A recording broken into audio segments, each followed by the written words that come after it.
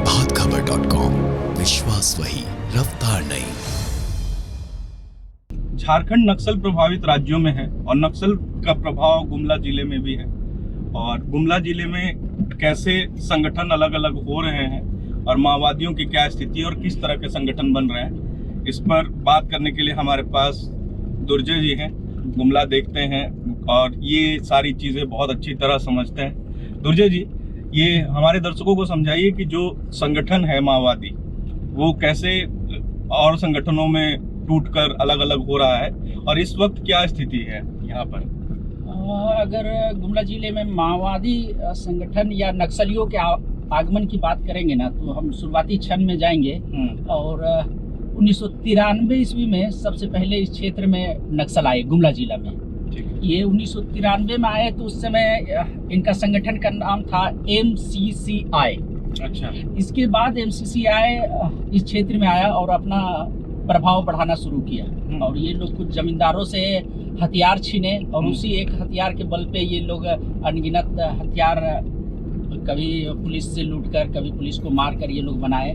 इसके बाद धीरे धीरे संगठन बढ़ते गया। इसके बाद फिर ये लोग का एक संगठन दूसरा था माओवादी, तो ये लोग उसमें विलय हो गया और बाद में ये भाकपा माओवादी कहलाया। अच्छा। भाकपा माओवादी फिर ये अपना संगठन चलाने लग गए और इसमें चूंकि ये बोला जाए गुमला एक कॉरिडोर है नक्सलियों का, जो कि छत्तीसगढ़ उड़ीसा को जोड़ते हुए ये बूढ़ा पहाड़ लातेहार तक नक्सलियों का जो सेफ जोन है, वहाँ तक ये लोग गुमला के ही रास्ते का उपयोग करते हैं आने जाने के लिए।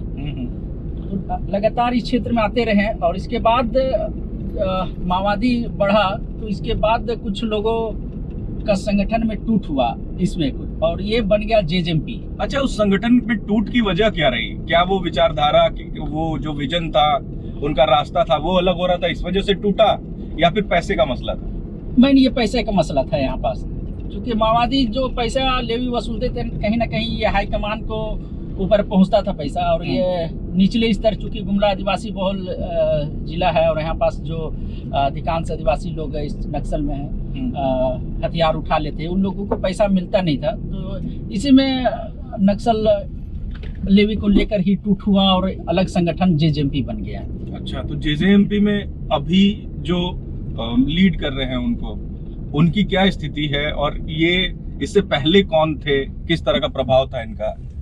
अभी हाल की घटना है, 30 अक्टूबर 2021 को JJMP के प्लाटून कमांडर हुआ करते थे सुकरा उरांव। अच्छा। जिसको उसी के संगठन के साथी लोग गोली मार दिए और 4 हथियार लेकर भाग गए। अच्छा। और इसके बाद JJMP अभी गुमले जिले में 2 फाड़ हो गया है और एक नया संगठन अभी बन गया है।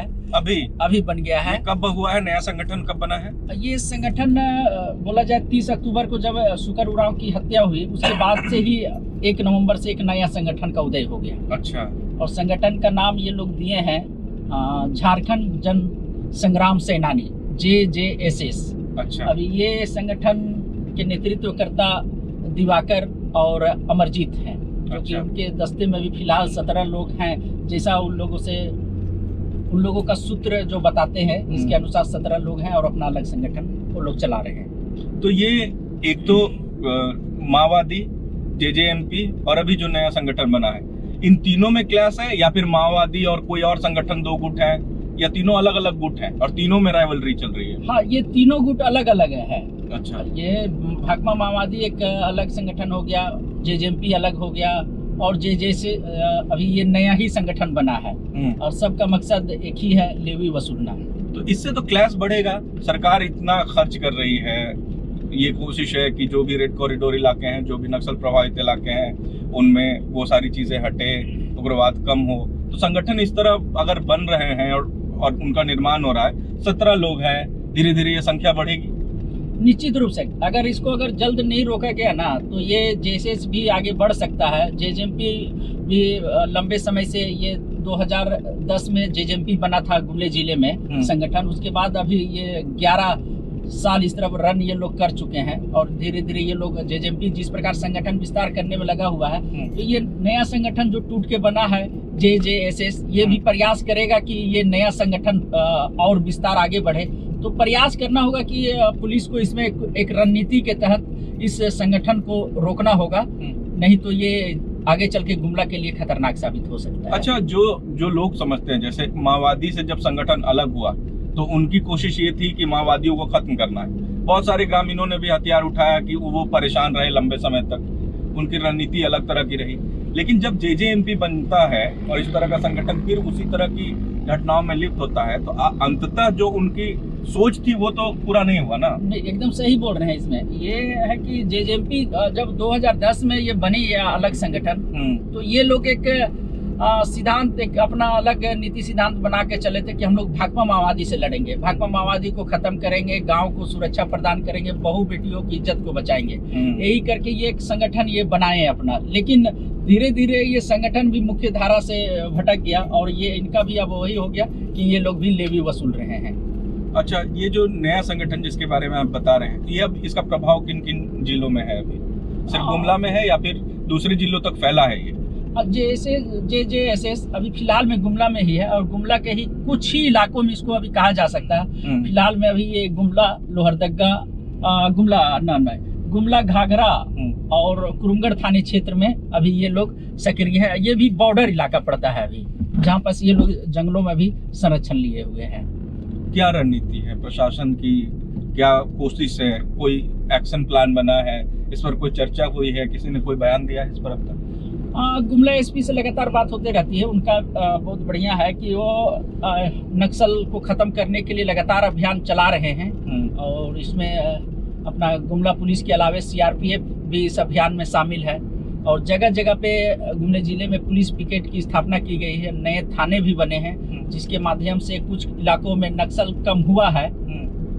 और अगर पुलिस की रणनीति जिस प्रकार काम कर रही है, अगर ये सफल रहा तो हो सकता है कि संगठन, जितने नक्सल संगठन है वो कमजोर हो सकते हैं। गुमला में अभी आपसे बातचीत हो रही थी ऑफ द रिकॉर्ड, जिसमें आपने बताया कि एक पुलिस थाने को उड़ा दिया गया। तो ये इस घटना को किस तरह देखा जाए? प्रशांत बोस की गिरफ्तारी हुई, उसके बाद ये लगा कि एक नेतृत्व की कमी है, जो लीडरशिप थी उसकी कमी होगी, हो सकता है घटनाओं में कमी आएगी। लेकिन आपका आकलन क्या कहता है?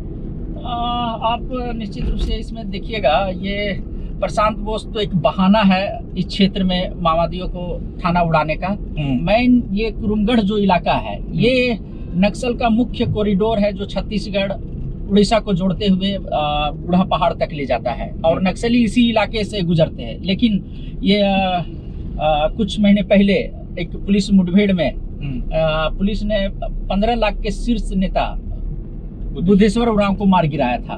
उसके बाद से इस क्षेत्र में माओवादी कमजोर हो गए थे और ये आशंका व्यक्त की जा रही थी कि अब कुरुमगढ़ इलाके में नक्सल खत्म हो जाएगा। लेकिन जिस प्रकार नक्सलियों ने कुरुमगढ़ थाने को उड़ाया है, निश्चित रूप से कहा जा सकता है कि अभी भी नक्सल उस क्षेत्र में जमे हुए हैं जो पुलिस को चुनौती दे रहे हैं। तो जैसे प्रशांत बोस की गिरफ्तारी, बुद्धेश्वर उरांव का मारा जाना, या आपने एक और बताया कि जेजेएमपी में भी जो उनके मुखिया थे वो भी मारे गए, उनको भी मार दिया गया। इसके बावजूद भी नेतृत्व की कमी तो नहीं है, लोग हैं जो आके फिर लीड करते हैं और फिर उसी तरह का आतंक फैल जाता है। तो ये जो हर समय ये कहा जाता है कि एक बड़ी गिरफ्तारी या एक बड़े लीडर की मौत के बाद कम होगी, ये होता तो नहीं है। ये देखिए, ये अब बोला जाए ना, नक्सल और ये अगर भाकपा माओवादी की बात करेंगे, बुद्धेश्वर को मारे जाने के बाद एक कोयल संघ जोन में एक सचिव का पद खाली हो गया था, जो जिससे पहले बुद्धेश्वर उरांव संभाल रहे थे। लेकिन उनके मरने के बाद ये पद खाली हुआ। तो जैसा सूत्रों से मिल रही जानकारी के अनुसार लातेहार के सब जोनल कमांडर छोटू खिरवार को कोयल संघ का सचिव बनाया गया है। तो निश्चित रूप से भाकपा माओवादी की कुछ बड़ी रणनीति होगी। इसी के लिए वो लोग संगठन विस्तार के लिए इस क्षेत्र के लोकल को सचिव के पद पर रखा है। और जेजेएमपी की जहां बात है, तो शुक्र के मारे जाने के बाद अभी फिलहाल में रविंद्र यादव क्षेत्र को संभाल रहे हैं और लगातार ये लोग अपने संगठन विस्तार की भी बात करते रहते हैं। मेरा आखिरी सवाल है आपसे कि प्रशांत बोस की गिरफ्तारी के बाद बंद बुलाया गया, फिर उसके बाद कुछ दिनों के लिए ठीक रहा सब, फिर 3 दिनों का बंद बुलाया गया। 3 दिन या 2 दिनों का बंद था, 23 और 24 बंद था। तो ये जब ये कहा जाता है कि ये जो बंद है या फिर ये जो सब कुछ नॉर्मल दिखाने की कोशिश है, वो अंततः कहाँ तक जाके रुकेगी? आपको लगता है जैसे ग्रीन हंट भी बड़ा एक चर्चा में रहा, उसको लेकर विरोध भी हुआ, कई जो मानव अधिकार संगठन थे उन्होंने भी सवाल खड़े किए। अंततः ये जो पहचान है गुमला की, झारखंड की, कि रेड कॉरिडोर का इलाका है, क्या ये पहचान कभी भविष्य में खत्म होगा? इसकी संभावना है कि नक्सल प्रभावित जो भी क्षेत्र है वो पूरी तरह से अलग पहचान स्थापित करने में सफल रहेंगे, या फिर ये इसी तरह चलेगा, इसी तरह के अलग अलग संगठन बनते रहेंगे और हालात वैसे ही रहेंगे? अगर बंद की बात करें तो कुछ सालों से अगर देखा जाए तो नक्सल बंद पूरा झारखंड में विफल होता रहा है। कारण कि लोगों का जिस प्रकार नक्सल कम हो रहे थे, लोग भी अब डर से निकल रहे थे। लेकिन हाल के दिनों में कुछ घटनाएं जिस प्रकार माओवादियों ने घटित की है, जिससे अब लोगों में पुनः क्षोभ पैदा हुआ है। यही वजह है कि पहले 1 दिन का बंद बुलाया, प्रभाव रहा, फिर अचानक 3 दिन का बंद बुलाया। जो अगर हम गुमला जिला की बात करेंगे तो गुमला जिला में इसका असर देखा गया। कई इलाके में बस तक नहीं चली, दुकानें लोग बंद कर दिए। अभी फिलहाल में एक 3 दिन की बात करेंगे कि एक अफवाह उड़ी कि झारखंड बंद है माओवादी का, और इस अफवाह में अपना बिशुनपुर ब्लॉक पूरा ही बंद हो गया। अच्छा, इस अफवाह में बंद हो गया। तो कहीं ना कहीं ये नक्सल का भय जो है फिर लोगों में आने लगा है, और वो दिख रहा है यार, ये दिखता है बंद से। अगर दुकानें बंद है, बस नहीं चल रही है, सड़कें सुनसान है, तो कहीं ना कहीं ये नक्सल भय ही है। और प्रशांत बोस के पकड़े जाने के बाद निश्चित रूप से माओवाद को थोड़ा झटका लगा है, लेकिन इससे उभरने के लिए ये लोग बोला जाए तो सिस्टम पे दबाव बनाने के लिए, लोगों में दहशत पैदा करने के लिए लगातार ये लोग बंद भी बुला रहे हैं। कुछ घटनाएं भी घटित कर रहे हैं। लातेहार में ट्रेन का पटरी को उड़ा दिया गया, गुमला में थाना को उड़ा दिया गया। इसी प्रकार अन्य घटनाएं भी घटित हो रही है। तो ये इसका भविष्य आपको लगता है कि कभी ये स्थिति नॉर्मल होगी, ये सब कुछ खत्म हो जाएगा, या ये चलेगा, ये इसी तरह की पहचान रहेगी? अगर तीनों संगठन की बात करें तो JJSS, JJMP, ये उनको लगता है कि जिस प्रकार का संगठन है, ये अगर पुलिस सक्रिय रही तो ये संगठन पूर्णतः निश्चित रूप से खत्म हो सकती है। क्योंकि इससे पहले भी गुमला में PLFI आ भी था, लेकिन PLFI जिस प्रकार पुलिस कार्रवाई की, PLFI का अंत हो गया। अब गिने चुने PLFI के लोग नजर आते हैं। पहाड़ी चीता गिरोह था, पुलिस की सक्रियता से पहाड़ी चीता गिरोह नामो निशान खत्म हो गया। एक जन परिषद संगठन भी यहाँ पर चल रहा था, जिसको मंगल नगेसिया नेतृत्व कर रहा था, जो माओवादी से ही टूटकर बना था। पुलिस की सक्रियता से वो भी संगठन खत्म हो गया।